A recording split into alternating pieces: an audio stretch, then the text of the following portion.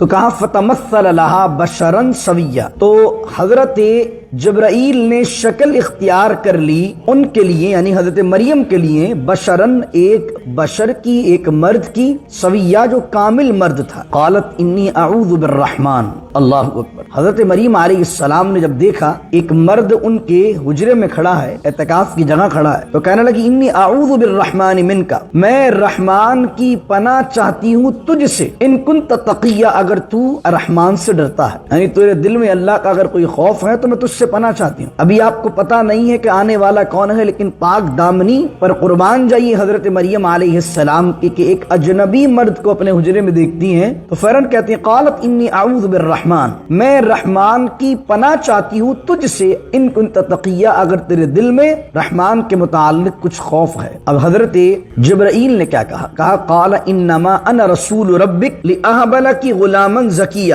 حضرت جبرائیل علیہ السلام نے فرمایا میں تیرے پاس تیرے خدا کی طرف سے ایک بھیجا ہوا ہوں، یعنی کہ اللہ رب العزت نے تیرے پاس مجھے بھیجا ہے، اللہ اکبر۔ لأہب لک غلاما زکیہ، اور کس لیے بھیجا ہے؟ وحلی صدری ویسر لی امری واحلل عقدۃ من لسانی یفقہوا قولی، اللہم صل علی سیدنا و مولانا محمد معدن الجود والکرم وآلہ وصحبہ وبارک وسلم۔ واذکر فی الکتاب مریم اذ انتبذت من اہلہا مکانا شرقیہ، صدق اللہ مولانا العظیم۔ سورہ مریم کے دوسرے رکوع کا آغاز ہم کرنے لگے ہیں، اور سورہ مریم کی آیت نمبر 16 سے آج ہم تلاوت کر رہے ہیں۔ اور سورہ مریم کا نام سورہ مریم رکھنے کی جو ریزن ہے وہ اسی رکوع کی وجہ سے ہے، کیونکہ اس رکوع کے اندر تفصیل کے ساتھ حضرت مریم علیہ السلام اور حضرت عیسیٰ علیہ السلام کے حالات کو اور آپ کی پیدائش کو بیان کیا گیا۔ اللہ رب العزت فرماتا ہے وَاذْكُرْ فِي الْكِتَابِ مریم، اور یاد کرو کتاب میں مریم علیہ السلام کو، اِذِ انتبذت من اہلہا مکانا شرقیہ، جب وہ علیحدہ ہو گئیں اپنے اہل خانہ سے، اپنی فیملی سے، اور فرمایا مکانن شرقیہ، کس طرف علیحدہ ہوئیں؟ وہ علیحدہ ہوئیں مکانن شرقیہ، بیت المقدس کا جو مشرقی سائٹ تھا وہاں پر علیحدہ ہو گئیں۔ پھر فرمایا کہ فاتخذت من دونہم حجابا، اور بنا لیا انہوں نے ان لوگوں کے علاوہ، ان لوگوں سے علیحدہ ایک الگ جگہ، حجابہ یہاں پر بیان فرمایا گیا، فاتخذت من دونہم حجابا، اور انہوں نے پردہ لگا لیا، حجاب لگا لیا اس مشرقی کنارے پر، یعنی اس کو یوں کہہ لیجیے جس کو اعتکاف ہم کہتے ہیں نا، ایک مشرقی کنارہ۔ کچھ اسکالرز بیان کرتے ہیں کہ مشرقی کنارہ بیت المقدس کا اس وقت عورتوں کی عبادت کے لیے مخصوص تھا، لیڈیز وہاں عبادت کرتی تھیں، تو ان میں سے ایک کمرہ حضرت مریم علیہ السلام کا بھی تھا۔ پھر فرمایا فَأَرْسَلْنَا إِلَيْهَا رُوحَنَا فَتَمَثَّلَ لَهَا بَشَرًا سَوِيًّا، تو ہم نے بھیجا ان کی طرف اپنی روح کو، روحنا سے مراد یعنی کہ حضرت جبرائیل امین علیہ السلام۔ جبرائیل امین علیہ السلام ملائکہ ان کو بھی روح کہتے ہیں اور وحی کو بھی روح کہتے ہیں، اس کے علاوہ ایک روح انسانی، یہ سارا نورانی پروسیس ہے۔ فَأَرْسَلْنَا إِلَيْهَا رُوحَنَا، تو ہم نے بھیجا حضرت مریم کی طرف اپنی روح یعنی جبرائیل کو۔ اب یقیناً ملائکہ کو تو وہ نہیں دیکھ سکتی تھی کیونکہ نبیہ نہیں ہیں، تو کہا فَتَمَثَّلَ لَهَا بَشَرًا سَوِيًّا، تو حضرت جبرائیل نے شکل اختیار کر لی ان کے لیے، یعنی حضرت مریم کے لیے، بشرن ایک بشر کی، ایک مرد کی، سویہ جو کامل مرد تھا۔ قالت انی اعوذ بالرحمن، اللہ اکبر۔ حضرت مریم علیہ السلام نے جب دیکھا ایک مرد ان کے حجرے میں کھڑا ہے، اعتکاف کی جگہ کھڑا ہے، تو کہنے لگی انی اعوذ بالرحمن منک، میں رحمان کی پناہ چاہتی ہوں تجھ سے، ان کنت تقیہ، اگر تو رحمان سے ڈرتا ہے، یعنی تیرے دل میں اللہ کا اگر کوئی خوف ہے تو میں تجھ سے پناہ چاہتی ہوں۔ ابھی آپ کو پتہ نہیں ہے کہ آنے والا کون ہے، لیکن پاک دامنی پر قربان جائیے حضرت مریم علیہ السلام کی کہ ایک اجنبی مرد کو اپنے حجرے میں دیکھتی ہیں تو فوراً کہتی ہیں قالت انی اعوذ بالرحمن، میں رحمان کی پناہ چاہتی ہوں تجھ سے، ان کنت تقیہ، اگر تیرے دل میں رحمان کے متعلق کچھ خوف ہے۔ اب حضرت جبرائیل نے کیا کہا قال انما انا رسول ربک لأہب لک غلاما زکیہ۔ حضرت جبرائیل علیہ السلام نے فرمایا میں تیرے پاس تیرے خدا کی طرف سے ایک بھیجا ہوا ہوں، یعنی کہ اللہ رب العزت نے تیرے پاس مجھے بھیجا ہے، اللہ اکبر۔ اور لأہب لک غلاما زکیہ، اور کس لیے بھیجا ہے؟ تاکہ میں تجھے ایک ستھرا بیٹا عطا کروں، میں تجھے ایک بیٹا دوں۔ زکیہ، زکیہ کس کو کہتے ہیں؟ پاک، پاک دامن، ہر گناہ سے پاک ستھرا۔ تو گناہوں سے پاک پیدا کون ہوتے ہیں اور ہمیشہ گناہوں سے معصوم کون ہوتے ہیں؟ اللہ کے انبیاء۔ یہاں یہ دیکھیے میں نے ایک اقتباس نکالا ہے علامہ غلام رسول سعیدی صاحب کا، انہوں نے ایک اچھا نقطہ لکھا ہے اس پہ، اس کو سمجھنا چاہیے، اور اعتدال کی راہ کیا ہے۔ یہاں اس آیت کے اندر حضرت جبرائیل نے یہ کہا ہے کہ لِأَهَبَ لَكِ غُلَامًا زَكِيًّا، میں تمہیں ایک بیٹا دوں۔ بیٹا دینا کس کا کام ہے؟ اللہ کا۔ لیکن جبرائیل یہاں اپنی طرف کہہ رہے ہیں لِأَهَبَ لَكِ، میں اس لیے آیا ہوں، اللہ نے مجھے بھیجا ہے لِأَهَبَ لَكِ، تاکہ میں تمہیں ایک بیٹا دوں۔ یہاں پر علامہ غلام رسول سعیدی صاحب لکھتے ہیں، اللہ وہ کہتے ہیں اولیاء اللہ کے مزارات پر مرادیں مانگنا، بیٹا دینا حقیقت میں اللہ تعالیٰ کی صفت ہے۔ بیٹا اللہ تعالیٰ دیتا ہے، اولاد اللہ تعالیٰ دیتا ہے۔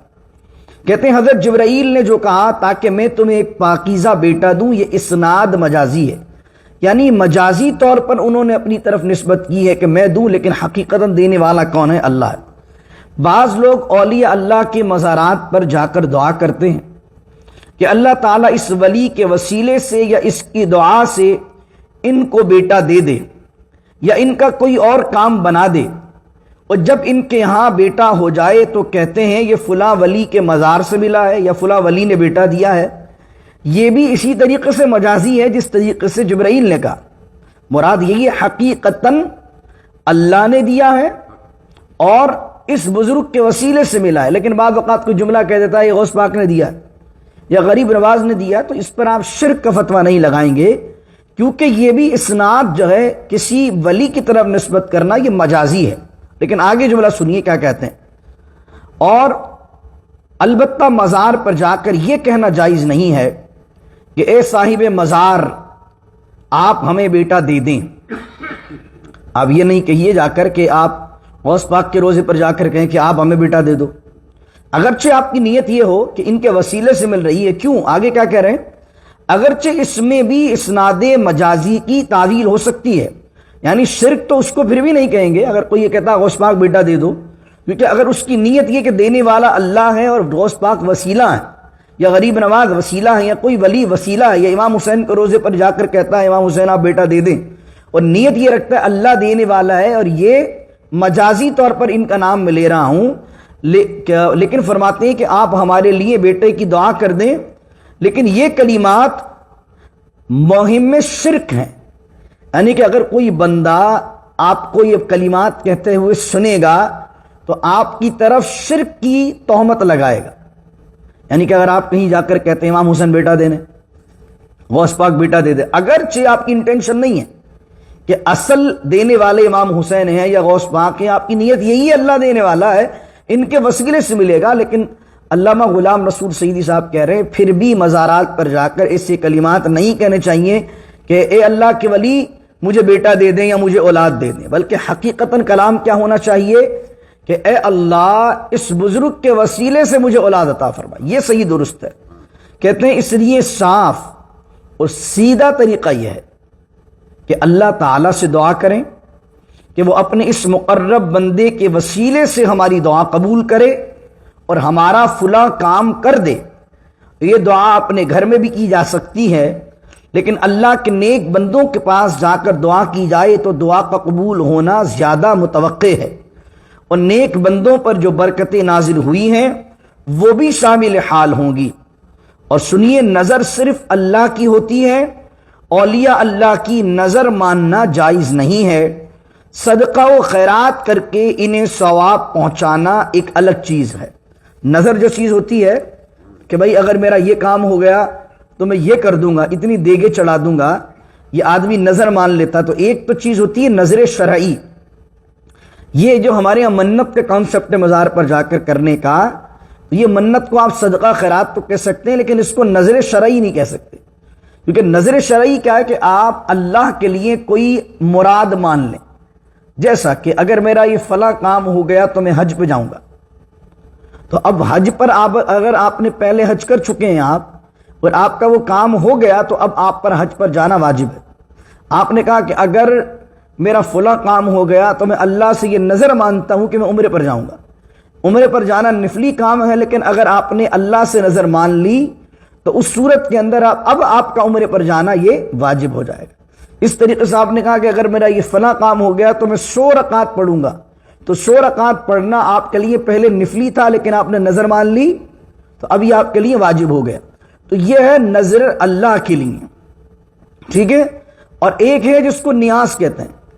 نیاز کیا ہے؟ صدقہ و خیرات کرنا اور اس کا ثواب کسی بزرگ کو پہنچا دینا، یہ نیاز ہے۔ تو آپ نے وہ بڑا پاکستان ہندوستان میں بڑا مشہور سے کہا جاتا ہے نظر اللہ نیاز حسین، یعنی اللہ کے لیے نظر ہے، نیاز جو ہے وہ ولیوں کے لیے، امام حسین کے لیے۔ تو نظر کا یہ لفظ کہنا کہ میں نے فلاں ولی کے لیے نظر مانی ہوئی ہے، یہ جائز ہی نہیں ہے۔ نظر صرف اللہ کے لیے ہوتی ہے۔ تو یہ جو منت ہے، میں نے چادر چڑھانے کی منت مانی ہوئی ہے، میں نے فلاں چیز کی منت مانی ہوئی ہے، میں نے اس چیز کی منت مانی ہوئی ہے، اس کی شرعی طور پر کوئی حیثیت نہیں، آپ پر واجب ہے۔ واجب کون سی ہے؟ وہ جو آپ اللہ کے لیے مانگتے ہیں، جو اللہ کے لیے مانتے ہیں وہ واجب ہے۔ ہاں یہ کہہ سکتے ہیں کہ میں وہاں جاؤں گا تو اتنے بھوکوں کو کھانا کھلا دوں گا، اور بہت اچھی بات کی ہے جو ہمارے یہاں منتیں مانتے ہیں مزار پہ جا کر چادریں چڑھانے کی، یہ پورا دھندا بنا دیا چادر چڑھانے کا۔ ہونا یہ کیا چاہیے؟ چادر آلریڈی مزار پر ہے، مزار پر چادر کیوں چڑھائی جاتی ہے؟ تاکہ ایک عام بندے کی قبر میں اور اللہ کے ولی کی قبر میں فرق ہو جائے۔ تو ایک چادر بہت ہے، ایک بہت اچھی سی چادر لائیے اور ایک چادر ڈال دیجیے، اور شرعی مسئلہ یہ کہ جب تک وہ چادر خراب نہ ہو جائے دوسری چادر ڈالنے کی ضرورت نہیں۔ لیکن آپ دیکھتے ہیں مزارات پہ ایک چادر آ رہی ہے دوسری چادر جا رہی ہے، ایک چادر آ رہی ہے دوسری چادر جا رہی ہے، اور جناب پھر وہی مزار والے وہ چادریں اٹھا کر پھر دوبارہ پیچھے دکان والے کو سیل، چادروں کے پورے بزنس چل رہے ہیں۔ اور بھائی یہ چادر کا کانسیپٹ آپ کہاں سے لے آئے؟ یعنی ہر چیز میں ایک اعتدال ہوتا ہے، ایک بیلنس ہوتا ہے۔ اب آپ چیز کو اس میں مبالغہ کر دیں گے، ایکسٹرا کرنے لگ جائیں گے، تو اس میں زیادتی آپ کو ایسی چیزوں کے اندر لے جائے گی جو شریعت کا اس سے تعلق ہی نہیں۔ مزار پر اگر چادر ڈالنے کی نیت کرنی ہے تو اس سے بہت اچھا ہے، اللہ بھی راضی ہوگا، اللہ کا ولی بھی خوش ہوگا کہ آپ نیت یہ کر رہے ہیں کہ سردی کا موسم ہے اور میں غوث پاک کی ثواب پہنچانے کی خاطر 100 غریبوں کے اندر شالیں تقسیم کروں گا تاکہ وہ سردی کے اندر سردی سے اپنے جسم کو بچا سکے، تو یہ زیادہ ثواب ہے۔ غوث پاک کی چادر ڈالنے سے زیادہ یہ ثواب ہے کہ آپ غوث پاک کو ثواب پہنچانے کی خاطر، حضرت معین الدین کو ثواب پہنچانے کی خاطر کسی غریب کو شالے دے دیں، کسی غریب کو کمبل دے دیں، کسی غریب کا بھلا کر دیں، اس سے اللہ بھی زیادہ راضی ہوگا۔ اور غوث پاک بھی یہی تعلیم کر کے گئے کہ غوث پاک رضی اللہ تعالیٰ عنہ کی تعلیم پر عمل کر کے غریبوں کو بھلا کرو۔ تو یہ جو مزارات اولیاء پر ہم نے ایک کاروبار بنا لیا چادروں کا، اس کا شریعت مطہرہ سے کوئی تعلق نہیں۔ پھر اس چادروں پر 4 قل لکھ دیتے ہیں، سورہ فاتحہ لکھ دیتے ہیں، پھر وہ بے حرمتی ہو رہی ہوتی ہے، بعض اوقات بے وضو آدمی ان کو چھو بھی رہا ہوتا ہے، قل اعوذ برب الفلق لکھی ہوئی ہے، ایک آدمی کا وضو نہیں ہے اور جناب اس کو چھو رہا ہے، ایک آدمی کے ہاتھ صاف نہیں ہے، ہاتھوں پہ خدا نہ خاصہ نجاست لگی ہے، وہی ہاتھ جو اس چادر پہ لگا رہا ہے۔ تو یہ جو ہے بہت ساری چیزیں ایسی پیدا ہو جاتی ہیں ان چیزوں میں جس میں ہم اعتدال کی راہ سے نکل جاتے ہیں اور ان کاموں میں لگ جاتے ہیں جن کے کاموں کے کرنے کی وجہ سے پھر ہم پر اعتراض ہوتا ہے، پھر ہم اس کے جوابات دے رہے ہوتے ہیں۔ تو بھائی ایسی حرکتیں کرو ہی مت۔ آپ دیکھیں پھر اس طرح کی ویڈیوز جو ہیں وہ یوٹیوب پر ڈالی جاتی ہیں اور مزارات اولیاء پر یا مزارات اولیاء پر جانے والوں کو یا اہل تصوف یا صوفیہ کے ماننے والوں پر الزام لگایا جاتا ہے کہ دیکھو یہ شرک کر رہے ہیں یا یہ کر رہے ہیں یا یہ کر رہے ہیں۔ تو بعض اوقات اس طرح کی چیزیں غلط حرکات ہوتی ہیں جس سے کسی مخالف کو بولنے کا موقع ملتا ہے۔ تو بھائی مزارات پر یہ الٹی سیدھی حرکات آپ نہ کریں۔ آپ یہ دیکھیں مزار پر جائیے، اللہ کے ولی کے قرب میں جا کر اللہ سے دعا کیجئے لیکن شریعت کی باؤنڈری میں رہیے، شریعت کی حدوں کو نہ پھلانگیے، کیونکہ پھر اس سے آدمی دین کے دائرے سے بہت دور نکل جاتا ہے۔ آگے سنیے، قالت انا یکون لی غلام، جب حضرت جبرائیل نے کہا کہ میں آپ کو ایک بیٹا دوں گا، تو اب حضرت مریم کیا کہہ رہی؟ قالت انا یکون لی غلام۔ اب اس آیت کو سمجھنے سے پہلے سر سید احمد خان، ان کو یاد رکھیے، وہ ایک شخصیت ہیں کہ جنہوں نے لکھا ہے کہ حضرت عیسیٰ علیہ السلام بن باپ کے پیدا نہیں ہوئے، اور کہا کہ شخص یوسف نجار، ان سے شادی ہوئی تھی حضرت مریم علیہ السلام کی، اور یوسف نجار کے بیٹے۔ اس طرح غلام احمد پرویز نے بھی بات یہ لکھی۔ اس کے علاوہ ان سے بھی پہلے ایک انجیل ملتی ہے، بائبل نیو ٹیسٹیمنٹ، جس کو لوقا کی انجیل کہا جاتا ہے، اس میں بھی یہ بات لکھی ہوئی ہے کہ آپ یوسف نجار کے بیٹے ہیں۔ اب قرآن کی آیات آپ سنیے تو قرآن کی آیات، یہ پورا رکوع ہے، یہ خود ایک ایک آیت اس بات پر گواہی دے رہی ہے کہ حضرت عیسیٰ علیہ السلام بن باپ کے پیدا ہوں، ایک ایک آیت۔ تو اب پہلی چیز تو یہ سمجھیے کہ اگر کوئی عورت شادی شدہ ہے اور کوئی فرشتہ آ کر اسے خوشخبری دے دے کہ تیرے یہاں لڑکا پیدا ہونے والا ہے، تو وہ پریشان ہوگی یا خوش ہوگی؟ وہ تو خوش ہوگی کہ مجھے رات کو فرشتہ آ کے بتا کے گئے میرا یہاں لڑکا پیدا ہونے والا، اگر وہ شادی شدہ ہے تو۔ لیکن اب حضرت مریم کیا کہہ رہی ہیں، اور میں سمجھ میں یہ نہیں آتا کہ سر سید احمد خان اور غلام احمد پرویز جب ان دونوں نے تفاسیر کی قرآن کی ان آیتوں کی بھی، تو یہ ایک واضح پہلو، اتنی موٹی بات بھی ان کے سمجھ میں نہیں آئی۔ تو حضرت مریم علیہ السلام کہہ رہی ہیں، قالت انا یکون لی غلام، میرے یہاں لڑکا کیسے ہو سکتا ہے؟ ولم یمسسنی بشر، مجھے تو کسی بشر نے چھوا تک نہیں ہے۔ اگر وہ شادی شدہ ہوتی تو یہ بات کہتی۔ ولم اکو بغیہ، اور نہ میں کوئی بد کردار عورت ہوں۔ تو حضرت جبرائیل نے کہا قال کذالک، تعجب نہ کیجئے، اسی طرح اللہ کرے گا۔ قال ربکی هو علی ہین، اور کہو اے جبرائیل مریم سے، ربکی هو علی ہین، تیرے رب کے لیے یہ کرنا، بن باپ کے پیدا کرنا بڑا آسان ہے۔ اور یہ ہم بن باپ کے پیدا عیسیٰ کو کر کیوں رہے ہیں؟ وَلِنَجْعَلَهُ آیَةً لِلنَّاسِ، تاکہ ہم اس عیسیٰ کو بنائیں لوگوں کے لیے ایک نشانی، حضرت عیسیٰ علیہ السلام کو نشانی بنائیں، وَرَحْمَةً مِنَّا، اور رحمت بنا دیں اپنی جانب سے۔ حضرت عیسیٰ علیہ السلام اللہ کی وہ نشانی ہے کہ ان کا پیدا ہونا بھی کمال، ان کا دنیا میں رہنا بھی کمال، مادرزاد اندھوں کو بینا کر رہے ہیں، اللہ اکبر، کوڑ کے مریضوں کو ہاتھ پھیر کر شفا دے رہے ہیں، مردوں کو زندہ کر رہے ہیں۔ آپ نے پڑھا نا سارا سورہ آل عمران کے اندر، پڑھ کے آئیے، وَأُبْرِئُ الْأَكْمَحَ وَالْأَبْرَصَ وَأُحْيِي الْمَوْتَى بِإِذْنِ اللَّهِ۔ اور کچھ لوگ جب آپ کی بارگاہ میں آتے تو بتاتے وَأُنَبِّئُكُم بِمَا تَأْكُلُونَ وَمَا تَدَّخِرُونَ فِي بُيُوتِكُم، میں تمہیں خبر دیتا ہوں اس بات کی جو تم کھا کر آئے ہو اور جو اپنے گھروں میں چھپا کر آئے ہو۔ یہ علم اللہ نے حضرت عیسیٰ علیہ السلام کو عطا فرمایا۔ تو عیسیٰ علیہ السلام کو پھر آسمان پر زندہ اٹھایا جانا، پھر قرب قیامت میں دوبارہ آنا، یعنی حضرت عیسیٰ کی ذات جو ہے وہ کامل طور پر اللہ کا معجزہ ہے، اللہ کی قدرت کی آیت اور نشانی ہے حضرت عیسیٰ علیہ السلام۔ تو قرآن کریم نے جو حضرت عیسیٰ علیہ السلام کی تعریفات بیان کی، آپ ذہن میں رکھیے، تاکہ کبھی کوئی عیسائی آپ کو مل جائے تو آپ اس کے بتائیے کہ قرآن کیا کمال بیان کرتا ہے حضرت عیسیٰ کا، تاکہ ہو سکتا ہے اس کے دل میں حضرت عیسیٰ علیہ السلام کی محبت آلریڈی موجود ہو، لیکن صحیح عقیدہ پتہ چل جائے تو اسلام کے قریب آ جائے۔ اللہ اکبر۔ فرمایا وَكَانَ أَمْرًا مَقْضِيًّا، اور یہ جو امر ہے یہ تو ہو کر رہنے والا ہے۔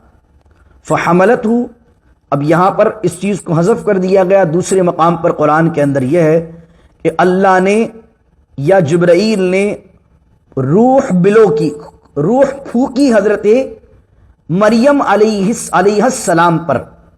تو حضرت مریم علیہ السلام اس روح کے پھونکے جانے کی وجہ سے جو حضرت جبرائیل کے واسطے سے پھونکی گئی، آپ حاملہ ہو گئی، پریگننٹ ہو گئی۔ جب پریگننٹ ہوئی تو آپ نے کیا کیا؟ فحملتہ، جب آپ حاملہ ہوئی، جب آپ نے حمل اٹھایا، فانتبذت بہ مکانا قصیا، تو آپ علیحدہ ہو گئیں، دور ہو گئیں اس جہاں پر شرقی جگہ پر اعتکاف میں بیٹھی ہوئی تھی نا، وہاں سے آپ 8 مائل کے قریب دور ہو گئی مکاناً قصیہ، ایک دوسری دور جگہ پر۔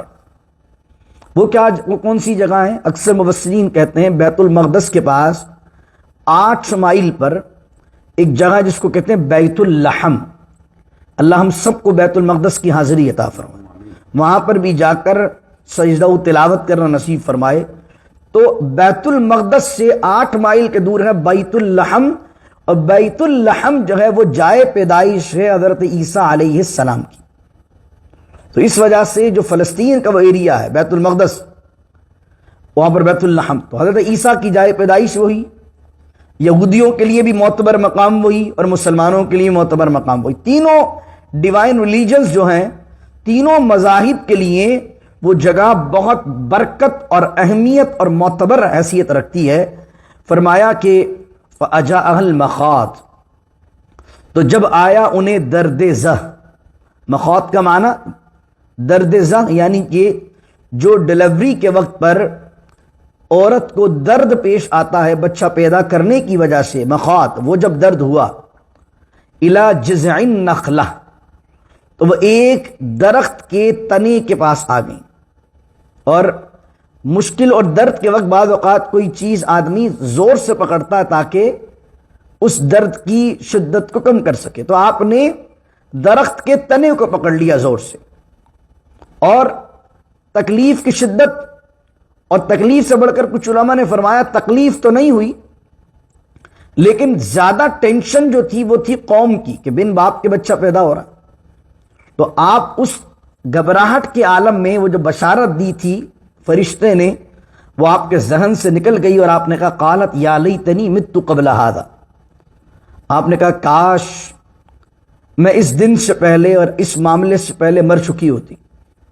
وَكُنْتُ نَسِيًّا مَنْسِيًّا، اور میں نسیم منسیہ ہو جاتی، بھولی بسری ہو جاتی، یعنی میں مر بھی چکی ہوتی اور لوگ میرے بارے میں بالکل بھول چکے ہوتے، میرا نام بھی یاد نہیں ہوتا۔ تو اب جب اس حالت میں تھی تو فناداہا من تحتہا، تو ندا کی ان کو ان کے نیچے سے۔ اب بیت اللحم تھوڑا ٹاپ پر ہے اور نیچے کوئی ہے، تو 2 ترجمے اس کے کیے گئے، ایک تو یہ ہے کہ جبرائیل نے نیچے سے آواز دی، اور ایک یہ ہے کہ بیٹا پیدا ہو گیا عیسیٰ علیہ السلام، اور عیسیٰ علیہ السلام نے اپنی والدہ کو آواز دی۔ کیا آواز دی؟ اللہ تحزنی، غم نہ کریں، قد جعل ربکی تحتکی سریہ، تیرے رب نے تیرے لیے تیرے نیچے سریہ ایک چشمہ جاری کر دیا۔ اللہ نے اس مقام پر قدرتی طور پر حضرت مریم کے لیے ایک چشمہ جاری کر دیا۔ پھر کہا فکلی، نہیں آگے فرمایا وہزی، ہزی کا معنی ہلانا، زور زور سے ہلانا، وہزی الیک بجذع النخلۃ، اور ہلائیے زور زور سے بجذع النخلۃ، درخت کے تنے کو اپنی طرف، تساقط علیک رطبا جنیا، تو پکی ہوئی کھجوریں اس سے گریں گی آپ کے لیے، یعنی پانی بھی آپ کے لیے وہیں، اور تنے کو ہلائیے تو پکی ہوئی کھجوریں بھی وہیں گریں گی۔ یہاں پر علماء ایک بات لکھتے ہیں، کہتے ہیں کہ قرآن کریم بیان کر رہا ہے کہ حضرت عیسیٰ علیہ السلام کی پیدائش کون سے موسم میں ہوئی ہے؟ جس وقت کھجوریں درختوں پر پکی ہوئی ہوتی۔ تو اس وجہ سے جو 25 دسمبر ہے، جس کو ہم کرسمس ڈے کے حوالے سے دنیا جانتی ہے اور ہم بھی اس حوالے سے اس دن کو منسوب کر رہے ہوتے ہیں، 25 دسمبر کے حوالے سے ایک تو عیسائی لٹریچر کے اندر یہ بات کانفلکٹ ہے۔ آپ جائیے، کیتھولک کا یہاں الگ ہے پیدائش کا دن، آرتھوڈکس کے یہاں الگ ہے، بیپٹسٹ کے یہاں الگ ہے، اینجلک کے یہاں الگ ہے، تو ان کے اندر بھی ڈفرینس آف اپینین ہے اس معاملے میں اس متعلق۔ اور حضرت عیسیٰ علیہ السلام کی پیدائش کے حوالے سے قرآن جو اشارہ کر رہا ہے، وہ اشارہ یہ کر رہا ہے کہ آپ کی پیدائش گرمی کے موسم میں ہوئی ہے، نہ کہ سردی میں۔ نہ آپ سب کو معلوم ہے دسمبر میں کیا ہوتی ہے؟ ٹھنڈ ہوتی ہے، سردی ہوتی ہے۔ تو یہ جو یہاں بیان کیا جا رہا ہے کہ حضرت عیسیٰ علیہ السلام کی پیدائش کے وقت کھجوریں جو ہیں وہ پک چکی تھیں، اشارہ کر رہا ہے کہ آپ کی ولادت جو ہوئی ہے وہ گرمیوں کے سیزن میں ہوئی ہے۔ تو کسی نے جون، جولائی، اگست وغیرہ کی تاریخیں بھی لکھی ہیں، واللہ تعالی عالم و رسول عالم۔ یہ بات آ گئی تو میں نے آپ کے سامنے بیان کی۔ فکلی واشربی، تو اللہ کہہ رہا ہے پانی آپ کے پاس ہے، چشمہ آپ کے پاس ہے، کھجوریں آپ کے پاس ہیں، تو فکلی واشربی، تو کھائیے، واشربی اور پیجیے، وقرری عینا، اور اپنے بچے کو دیکھ کر اپنی آنکھوں کو ٹھنڈا کیجیے، گھبرائیے نہیں۔ فَإِمَّا تَرَيِنَّ مِنَ الْبَشَرِ، اب اس بات کا جواب دیا جا رہا ہے جس کی انہیں گھبراہٹ تھی۔ فَإِمَّا تَرَيِنِّ مِنَ الْبَشَرِ أَحَدًا، اگر تم کسی بشر کو دیکھو، کسی آدمی کو دیکھو، انسان کو دیکھو، اور وہ تم سے سوال کرنا چاہے گا کہ یہ بچہ کہاں سے آیا، تو فقولی انی نذرت للرحمن صوما فلن اکلم اليوم وانسیا، فلن اکلم اليوم انسیا، تو کہہ دو کہ میری رحمان کی نظر ہے، یعنی نظر میں نے مانی ہے کس چیز کی، صومن ایک روزے کی، فلن اکلم اليوم وانسیا، تو میں آج کے دن کسی سے بھی، کسی انسان سے بھی بات ہرگز نہیں کروں گی۔ کوئی تم سے سوال پوچھے گا تو تمہیں جواب دینے کی حاجت ہی نہیں ہے، تم کہہ دو بھائی آج میں نے نظر کا روزہ رکھا ہے، وہ جو میں نے کہا تھا نظر اللہ کے لیے، تو میں نے نظر کا روزہ رکھا ہے۔ تو اس شریعت میں تو کھانے پینے سے بچنے کا روزہ ہوتا ہے، اس شریعت کے اندر چپ رہنے کا بھی روزہ تھا۔ قرآن بیان کرتا ہے فَأَتَتْ بِهِ قَوْمَهَا تَحْمِلُهُ، تو پھر وہ اس بچے کو اپنی گود میں اٹھائے اپنی قوم کے پاس آئیں۔ قالوا یا مریم، قوم نے کہا یا مریم لقد جئتی شیئا فریا۔ وہب بن منبہ سے ایک اسرائیلی روایت ہے، وہ کہتے ہیں کہ جب آپ آئیں تو ایک عورت نے حضرت مریم علیہ السلام کو مارنے کے لیے ہاتھ اٹھایا تو اس کا ہاتھ سوکھ گیا۔ ایک نے کچھ غلط بات بولنا چاہی تو وہ گونگا ہو گیا۔ لیکن یہ اسرائیلی روایت ہے جو وہب بن منبہ سے روایت ہے، یہاں جو قرآن بیان کر رہا ہے وہ یہ ہے کہ جب لوگ ڈر گئے یہ سارے معاملہ دیکھ کر، قالوا یا مریم، اے مریم لقد جئتی شیئا فریا، یہ کیا تم عجیب چیز لے کر آئی ہو ہمارے پاس۔ فریا کا ایک معنی ہوتا ہے گھڑ کر لانا، تو جو بچہ جس کا باپ کا پتہ نہ ہو اس کو بھی فریا کہتے ہیں، عجیب چیز کو بھی فریا کہتے ہیں۔ کہ اے مریم یہ کیا عجیب چیز کر کے آئی ہو، یا یہ کیا چیز عجیب لے کر آئی ہو۔ پھر ایک جملہ انہوں نے کہا یا اخت ہارون، اے ہارون کی بہن، ما کان ابوک امرأ سوء، نہ تو تمہارا باپ کوئی برا آدمی تھا، وما کانت امک بغیہ، اور نہ کوئی تمہاری ماں بد کردار عورت تھی، یہ تم کیا کر کے آ گئی۔ اب یہاں پر یہ جو بات کہی گئی یا اخت ہارون، تو حضرت مغیرہ بن شعبہ رضی اللہ عنہ بیان کرتے ہیں کہ میں نجران گیا تو عیسائیوں نے کہا کہ قرآن پڑھتے ہو؟ میں نے کہا ضرور پڑھتے ہیں۔ تو کہا قرآن نے حضرت مریم کو کہا یا اخت ہارون، اے ہارون کی بہن۔ تو حضرت ہارون تو کس کے بھائی ہیں؟ حضرت موسیٰ کے۔ اور حضرت موسیٰ علیہ السلام اور حضرت ہارون علیہ السلام کے زمانے کو تو زمانہ گزر گیا، اور کئی سینکڑوں سال بعد حضرت مریم پیدا ہوئی ہیں، تو قرآن ان کو یا اخت ہارون کیوں کہہ رہا ہے؟ تو حضرت مغیرہ بن شعبہ حضور کی بارگاہ میں آئے اور آ کر کہنے لگے یا رسول اللہ صلی اللہ علیہ وسلم، مجھ سے نجران کے عیسائیوں نے سوال کیا ہے اور میں انہیں جواب دے نہیں پایا، تو اس کا کیا مطلب ہے یا اخت ہارون؟ تو نبی کریم صلی اللہ علیہ وسلم نے فرمایا اس وقت کے لوگوں کی عادت تھی کہ وہ انبیاء کے ناموں پر نام رکھا کرتے تھے۔ تو حضرت مریم کے ایک سگے بھائی تھے جن کا نام ہارون تھا، اور وہ ہارون علیہ السلام کے نام پر تھا۔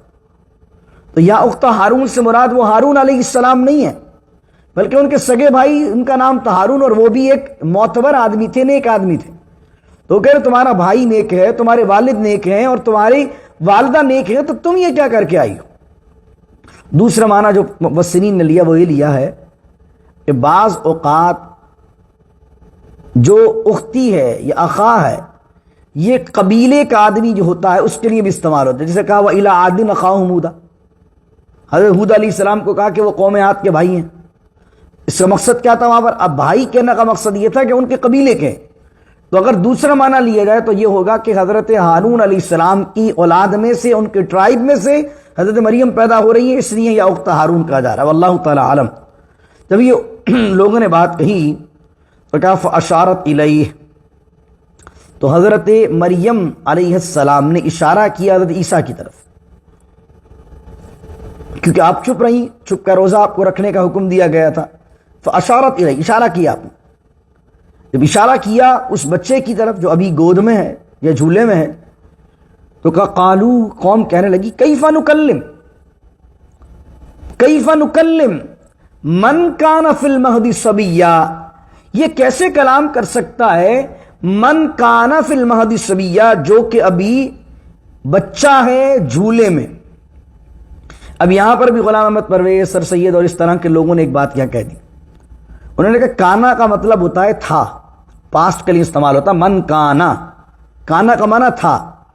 تو یہ جو حضرت عیسیٰ علیہ السلام نے کلام کیا ہے یہ جوانی میں بولا ہے، اور آپ نے یہ کلام جو ہے وہ بچپن میں نہیں فرمایا، کیونکہ بچہ تو کلام کر ہی نہیں سکتا، یہ تو عقل کے خلاف بات ہے، تو انہوں نے اس بات کو ردی کر دیا۔ اور اس کی دلیل یہ دی کہ کانا جو ہے یہ پاسٹ کے لیے استعمال ہوتا، تو اب علامہ ابو الحیان اندلسی لکھتے ہیں کہ کانا پاسٹ کے لیے بھی استعمال ہوتا ہے۔ یہ انہوں نے تو بڑے ٹیکنیکل ٹرم یوز کیے، لیکن آپ کو سمجھانے کے لیے میں گرامیٹیکل ٹرمز یوز نہیں کر رہا، سمجھانے کے لیے آسان بات کر رہا ہوں۔ کانا جو ہے وہ پاسٹ کے لیے بھی استعمال ہوتا ہے اور پریزنٹ کے لیے بھی استعمال ہوتا ہے۔ اس کی ریزن، اس کی ایک دلیل انہیں قرآن سے دی۔ قرآن کہتا ہے وَكَانَ اللَّهُ غَفُورًا رَحِيمًا، اللہ تعالیٰ غفور الرحیم تھا، یہ ترجمہ کریں گے آپ، اب نہیں ہے۔ تو کانا کا مقصد ہوتا ہے تھا بھی اور ہے بھی، تو ترجمہ کیا ہوگا؟ اللہ تعالیٰ غفور الرحیم تھا بھی اور ہے بھی۔ پھر فرمایا وَلَا تَقْرَبُوا الزِّنَا، اور زنا کے قریب نہ جاؤ، إِنَّهُ كَانَ فَاحِشًا، کہ وہ برا کام تھا، نہیں۔ وَلَا تَقْرَبُوا الزِّنَا إِنَّهُ كَانَ فَاحِشًا، ترجمہ ہوگا زنا کے قریب نہ جاؤ کہ یہ برا کام تھا اور ہے بھی۔ تو یہاں پر سر سید کا اور غلام احمد پرویز کا کانا کو کہہ کر یہ بات کہنا، کیونکہ یہ کہنا کہ ان کی قوم نے کہا کہ یہ اس سے کیسے ہم بات کریں، تو کل کا بچہ ہے، یہ اس سے کیسے بات کریں، کبھی کچھ دن پہلے تو یہ جھولے میں جھول رہا تھا، یہ تو اب یہ جوانی کے کلام میں نہیں، یہ جوانی کا نہیں ہے، بلکہ وہ کہہ رہے ہیں کیف نکلم من کان فی المہد صبیا، ہم اس سے کیسے بات کریں کہ جو گود میں تھا تمہاری اور اب بھی جھولے میں، اس سے کیسے بات کریں بچے سے۔ اب جب یہ بات کی تو حضرت عیسیٰ علیہ السلام بولے، کیا بولے؟ خوبصورت کلام، اللہ اکبر۔ آج کے درس کی آخری آیات ہیں، کہنے لگے قال انی عبد اللہ، جھولے میں بچے ہیں، قال انی عبد اللہ، میں اللہ کا بندہ ہوں۔ یہ عبداللہ نے، جو پال نے عیسائیت کے اندر ایک فتنہ کھڑا کیا، اس کو جڑ سے اکھاڑ دیا کہ آپ ابن اللہ نہیں ہیں، عبداللہ۔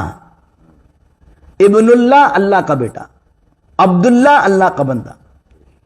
آپ نے یہ نہیں کہا کہ میں اللہ کا بیٹا ہوں، آپ نے کہا قال انی عبداللہ، میں اللہ کا بندہ ہوں۔ آتانی الکتاب، اور مجھے دی گئی ہے کتاب، وجعلنی نبیا، اور مجھے بنایا گیا ہے نبی۔ کسی نے کہا کہ ابھی تو چھوٹے ہیں، ابھی تو کتاب انجیل ملی نہیں، تو پھر آپ نے یہ کیسے کہہ دیا کہ آتانی الکتاب؟ مراد یہ کہ اللہ نے، وہ جو عالم قدرت میں اللہ کے فیصلے ہو چکے ہوتے ہیں، وہاں تو اللہ نے لکھ دیا تھا نا کہ کتاب دی جائے گی، تو اس لیے حضرت عیسیٰ نے اس عالم قدرت کے امر کو دیکھ کر فرمایا آتانی الکتاب، مجھے کتاب دی گئی ہے، وجعلنی نبیا، اور مجھے نبی بنایا گیا ہے، وجعلنی مبارکن اینما کنت وَأَوْصَانِي بِالصَّلَاةِ وَالزَّكَاةِ مَا دُمْتُ حَيًّا، اور اللہ نے وَجَعَلَنِي مُبَارَكًا، اور اللہ نے مجھے مبارک بنایا ہے، برکتوں والا بنایا ہے۔ عیسیٰ علیہ السلام کی شخصیت کیا مبارک ہے۔ اب دیکھیے کتنا خوبصورت جملہ قرآن ان کے لیے استعمال کر رہا کہ عیسیٰ علیہ السلام مبارک ہیں۔ تو آپ کسی عیسائی سے ملیں، اس کو دین کی دعوت پہنچائیں، اس کو بتائیں کہ قرآن تو عیسیٰ علیہ السلام کو برکتوں والا کہتا ہے، کہ جہاں رہے، جہاں بیٹھے، جہاں اٹھے، کسی پر ہاتھ بھی۔ آپ کو مسیح کیوں کہتے ہیں؟ مسیح میں نے بیان کیا تھا آپ کو سورہ آل عمران کی تفسیر میں، مسیح نکلا ہے مسح کرنے والا۔ چونکہ آپ کسی پر اگر مسح کر دیتے تھے تو بیمار ہو تو شفا اللہ عطا کر دیتا تھا، ایسی برکت آپ کے ہاتھ میں تھی۔ آپ کسی بیمار کو دیکھ لیتے تھے، اس کا علاج کے لیے جاتے، ہاتھ پھیرنے کی دیر ہوتی اللہ شفا، یہ اس سے بڑھ کر کیا برکت ہے؟ لوگوں کو ہدایت دینے آئے تھے، اس سے بڑھ کر کیا برکت ہے۔ وجعلنی مبارکن اینما کنت، اور میں جہاں پر بھی ہوں اللہ نے مجھے مبارک بنایا۔ واوصانی بالصلاۃ، اور مجھے وصیت کی ہے نماز کی، والزکاۃ، اور زکوٰۃ کی۔ اب یہاں زکوٰۃ سے مراد مالی زکوٰۃ ہے یا بدنی زکوٰۃ ہے؟ زکوٰۃ کا معنی ہوتا ہے پاکیزگی، مال سے آپ زکوٰۃ نکالیں گے تو مال پاکیزہ ہو جائے گا، اور آپ اپنی ذات کو گناہوں سے پاک کر لیں گے تو یہ بدنی زکوٰۃ ہے۔ تو واوصانی بالصلاۃ، مجھے وصیت کی ہے اللہ نے نماز کی، والزکاۃ، اور زکوٰۃ کی، ما دمت حیا، جب تک میں حیات رہوں۔ اور اب ایک اور جو سر سید کا اور غلام احمد پرویز کا یہ لوقا کی انجیل کا جو نظریہ، اس کا رد ایک قرآن کی ایک اور آیت کر رہی ہے، وبرم بوالدتی، اور مجھے بنایا گیا ہے اپنی والدہ کے ساتھ نیکی کرنے والا۔ وبرم بوالدتی، اللہ نے یہ نہیں فرمایا کہ انہوں نے جس طریقے سے انہوں نے کہا تھا وبرم بوالدہ ہے، یحییٰ علیہ السلام کے لیے کل آخری آیت میں ہم نے کیا پڑھا تھا، اور مجھے اپنے والدین کے لیے نیکی کرنے والا بنایا۔ وبرم بوالدہ ہے، آیت نمبر 14 دیکھیے، حضرت یحییٰ اپنے ماں باپ کی بات کر رہے ہیں تو کہہ رہے ہیں وبرم بوالدہ ہے، مجھے اپنے ماں باپ کے ساتھ نیکی کرنے والا بنایا۔ حضرت عیسیٰ یہ نہیں کر رہے ہیں وبرم بوالدہ ہے، بلکہ کہہ رہے ہیں وبرم بوالدتی، مجھے میری ماں کے ساتھ بھلائی کرنے والا بنایا۔ تو کیا ایسا ہو سکتا ہے کہ معاذ اللہ ان کی والد سے دشمنی چل رہی ہے، والدہ کا نام لے رہے ہیں؟ جب والدہ کو جسٹ وہ بیان کر رہے ہیں تو اس کا مقصد ہے ان کے والد تھے ہی نہیں، اور حضرت یحییٰ کے والدہ تھی جن کا نام حضرت والد تھے حضرت زکریا علیہ السلام، ان کی والدہ کا ایک نام آیا جس کو وہی نام آپ کو جو ہے وہ کوئن کا بھی ملتا ہے، یو کے کی الزبتھ، وہی ان کا نام جو بائبل وغیرہ کے اندر آیا ہے۔ تو وہ اپنے ماں باپ دونوں کے لیے نیکی کرنے والے ہیں، اور یا عیسیٰ علیہ السلام کے لیے اپنی والدہ کے ساتھ نیکی کرنے والے ہیں۔ تو یہ واضح طور پر ثبوت ہے کہ وہ بن باپ کے پیدا ہوئے ہیں۔ سر سید غلام احمد پرویز کو بہت بڑی خطا ہوئی ہے، اور انہوں نے قرآن کے پورے معنی ہی یہاں پر بدل دیے ہیں۔ وَلَمْ يَجْعَلْنِي جَبَّارًا شَقِيًّا، اور اللہ نے مجھے نہیں بنایا ہے متکبر اور نافرمان اپنے ماں باپ کا اور نہ اللہ کا۔ یہاں دیکھیں عیسیٰ علیہ السلام کی جب تعریف کی، یحییٰ علیہ السلام کی جب تعریف کی، تو اللہ نے اتنے جلیل القدر انبیاء کی تعریف کرتے ہوئے ایک تعریف ان کے ساتھ یہ بھی کی کہ اپنے ماں باپ کے ساتھ نیکی کرنے والے تھے۔ عیسیٰ علیہ السلام اپنی ماں کے ساتھ نیکی کرنے والے تھے۔ تو سمجھیے ماں باپ کے ساتھ نیکی کرنا کتنا اللہ کی بارگاہ میں اہم ہے، کہ اللہ تعالیٰ جب نبیوں کی تعریف کروا رہا ہے تو ساتھ ساتھ یہ کہلوا رہا ہے کہ اپنے ماں باپ کے ساتھ یہ خیر کرنے والے تھے۔ اللہ اکبر۔ والسلام علیہ، آخری کی 2-3 آیات ہیں، والسلام علیہ۔ اب یہاں پر کیا تھا آیت نمبر 15 میں یحییٰ علیہ السلام کے ذکر میں کہ سلام ہو ان پر اور جس دن وہ پیدا ہوئے اس دن، یہ یحییٰ علیہ السلام کے بارے میں اللہ نے کہا۔ اب حضرت عیسیٰ علیہ السلام اپنے بارے میں خود کہہ رہے ہیں والسلام علیہ، سلام ہو مجھ پر، یوم ولدت، میں جس دن پیدا ہوا، ویوم اموت، اور جس دن میں وفات پاؤں گا، یعنی قرب قیامت میں جب وہ آئیں گے ان کو وفات ہوگی، ابھی ان کی وفات نہیں ہے، ابھی ان کا رفع سماوی ہوا۔ ویوم ابعث حیا، اور سلام ہو اس دن پر جس دن مجھے زندہ کر کے دوبارہ قیامت کے دن اٹھایا جائے گا۔ ابھی پوری تفصیل دے دی اللہ نے، پورا واقعہ بیان کر دیا۔ اب اللہ کیا کہہ رہا، ذالک عیسی ابن مریم، یہودی ان کے دشمن تھے، عیسائی ان کو خدا کا بیٹا مان رہے تھے۔ اس پورے واقعے کو ڈیٹیل کے ساتھ اللہ نے بیان کیا، کہا ذالک عیسی ابن مریم، یہ ہے عیسیٰ ابن مریم جس کا انٹروڈکشن تمہیں کرایا۔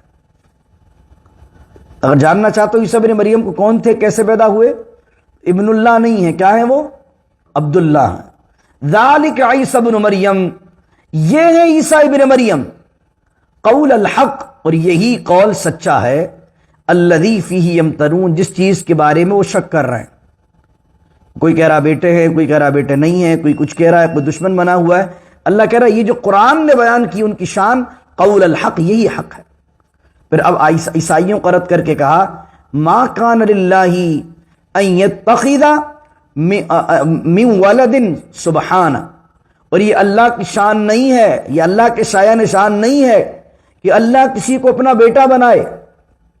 سبحانہ، وہ تو ہر چیز سے، ہر عیب سے، ہر نقص سے، ہر محتاج ہونے سے، کیونکہ بیٹے کی ضرورت اس کو ہوتی ہے جو محتاج ہو، اللہ محتاج تھوڑی ہے کسی کا۔ اللہ کہہ رہا ہے سبحان، ہم پاک ہیں اس چیز، اور اگر تم یہ کہتے ہو تو اگر عیسیٰ علیہ السلام بیٹے نہیں ہیں تو پھر پیدا کیسے ہو گئے بن باپ کے؟ اللہ کہہ رہا اذا قضا امرا، جب ہم کسی کام کو کرنے کا ارادہ کرتے ہیں، فانما یقول له، تو ہم اس کام کے لیے کہتے ہیں کن، ہو جا، فیکون، تو وہ ہو جاتی ہے۔ تو تم سب کو ایک پروسیس کے تحت پیدا کیا، بایولوجیکل پروسیس جو ہے، میاں بیوی کا ملاپ، فزیکلی ریلیشن، پھر وہ تمام چیز، وہ بھی اللہ کی قدرت کے تحت ہے۔ وہ فزیکل سارے معاملات ہو جائیں، اللہ اولاد دینا نہ چاہے جب بھی نہیں ہو سکتی۔ بعض اوقات شادی ہو جاتی ہے، آدمی 2 2 3 3 کر لیتا شادیاں، نہیں دینا، اللہ نے اولاد نہیں دینی تو نہیں دینی، اللہ اکبر۔ اور دینی ہے تو پھر ایسے دینی ہے کہ 120 سال کی حضرت زکریا ہوں، ان کو دے دینی ہے۔ تو ایک تو یہ بایولوجیکل پروسیس کے تحت دینا ہے، اور ایک اس بایولوجیکل پروسیس کے بیونڈ، اللہ چاہے تو بغیر اس پروسیس کے دے دے۔ تو اصل چیز پروسیس نہیں ہے، اصل چیز تو وہ ہے جو دے رہا ہے۔ یعنی ایک چیز ہے پروسیس، اس کو کہتے ہیں سبب، اور ایک ہے اس پروسیس کے اندر اس چیز کو ریزلٹ تک پہنچانے والا، اس کو کہتے ہیں مسبب۔ تو اللہ چاہے تو سبب کے ساتھ دے دے، اور اللہ تعالیٰ سبب کو ہٹا کر دے دے۔ تو حضرت عیسیٰ علیہ السلام کی پیدائش کے بارے میں اللہ کہہ رہا ہے کن فیکون، وہ جب چاہتا ہے کہتا ہے کن، ہو جا، ہو جاتی ہے۔ وَإِنَّ اللَّهَ رَبِّي وَرَبُّكُمْ فَاعْبُدُوهُ، تو یہ شرک کو چھوڑو، عیسیٰ علیہ السلام ہمارے بندے ہیں، خاص بندے ہیں، برگزیدہ بندے ہیں، برکتوں والے ہیں، رحمت والے ہیں، ہماری آیت ہیں، لیکن نہ خدا ہیں نہ خدا کے بیٹے ہیں، بلکہ خدا کون ہے؟ ان اللہ ربی و ربکم، بے شک میرا رب اور تمہارا رب ایک ہی ہے، فعبدو، تو اس کی عبادت کرو، ھذا صراط مستقیم، اور یہی سیدھا اور سچا راستہ ہے۔ اس طریقے سے 36 آیتیں بحمد اللہ تعالی مکمل ہو گئیں سورہ مریم کی، اور اسی رکوع کی وجہ سے اس سورت کا نام سورہ مریم علیہ السلام رکھا گیا ہے۔ دعا کیجیے اللہ رب العزت سے اللہ تعالی عمل کی توفیق عطا فرما۔ بحمدللہ آج ہمارا 16واں پارہ بھی جو ہے وہ کوارٹر ہو گیا، اللہ کا فضل سے، شکر ہے، احسان ہے۔ اللہ تعالیٰ جو کچھ بیان کیا اس میں کچھ خطا ہوئی ہو تو اپنی رحمت سے معاف فرمائے۔ بسم اللہ الرحمن الرحیم، الحمدللہ رب العالمین، والصلاة والسلام علی اشرف الانبیاء والمرسلین، ربنا ظلمنا انفسنا وان لم تغفر لنا وترحمنا لنكونن من الخاسرین، رب اجعلنی مقیم الصلاة ومن ذریتی، ربنا وتقبل دعاء، ربنا اغفر لي ولوالدي وللمؤمنين يوم يقوم الحساب، ان الله وملائكته يصلون على النبي يا ايها الذين امنوا صلوا عليه وسلموا تسليما، اللهم صل وسلم وبارك على سيدنا ومولانا محمد معدن الجود والكرم وآله وصحبه وبارك وسلم، سبحان ربك رب العزة عما يصفون والسلام على المرسلين والحمد لله رب العالمين، لا إله إلا الله محمد رسول الله صلى الله عليه